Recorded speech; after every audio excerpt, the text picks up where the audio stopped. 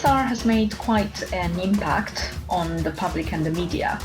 And I think we've all seen at least one picture of the XR Red Brigade in the media, the XR activists that wear red gowns as a way of symbolizing the blood of the species that have been lost, so extinction and loss.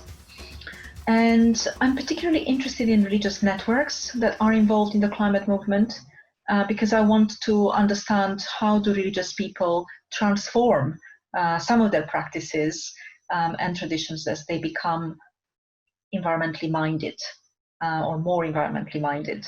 And I think that this is relevant because we can all learn from that as we become more ecologically responsible.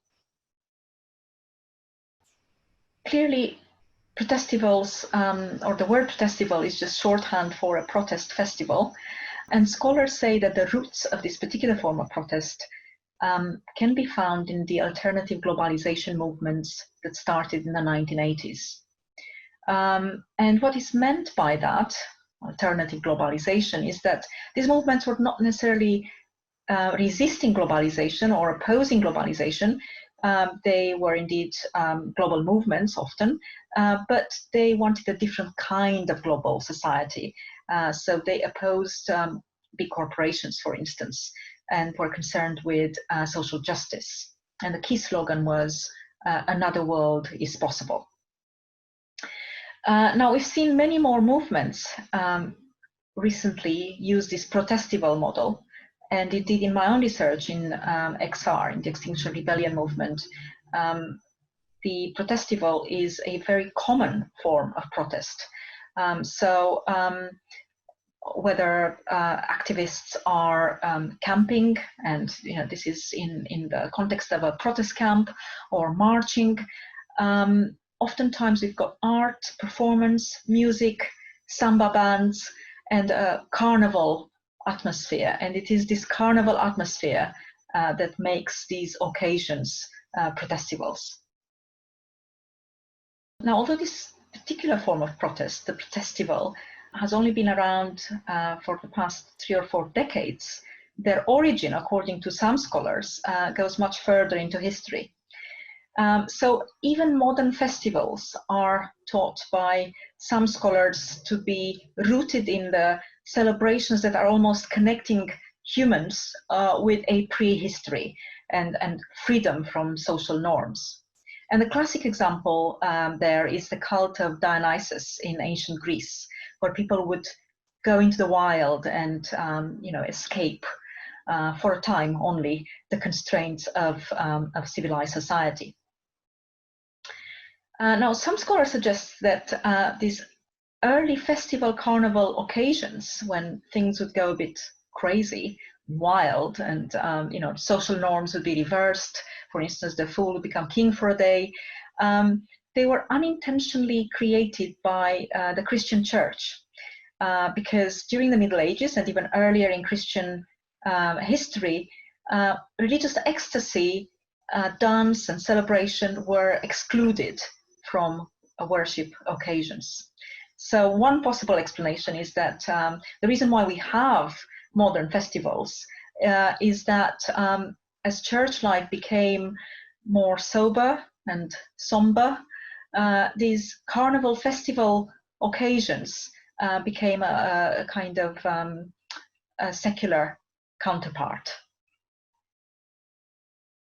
The paradox is that this form of protest, the protestival, makes protest itself quite manageable. It's quite formulaic. It has a style, a genre, and some scholars claim that protestivals, just like carnivals, maintain or help maintain the status quo rather than provoke change. And that is because they provide a kind of release valve of sorts, and people can come and express their feelings of frustration and then go home. So things can go back to normal.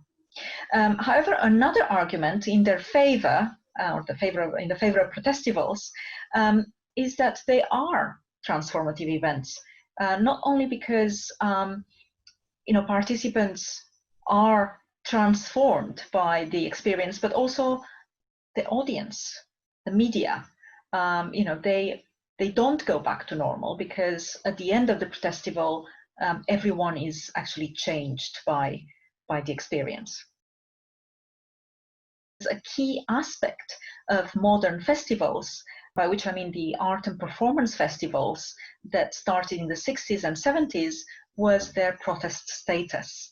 Many early festivals were concerned with social justice and the environment, like, for instance, the anti-nuclear campaigns around this time, the 70s. And my own research suggests that this protest status became somehow, let's say, dormant in the mainstream festival culture that followed, but it very much remained, kind of a protest ethos that is celebrated and remembered. So, major festival occasions like Glastonbury, for instance, have, their art and performance is very much a way in which these early protest festivals are celebrated. Protest is very much embedded in their art and performance. So another way in which the lines are blurring is that festivals themselves are kind of spilling out of their fields and, the designated time in the year when they take place. And increasingly we have these festival communities that go on for the entire year and that are or stay in touch virtually through social media. And of course, we've seen a lot of this now since the COVID-19 situation started, and it seems that the community itself may become transformed as a result.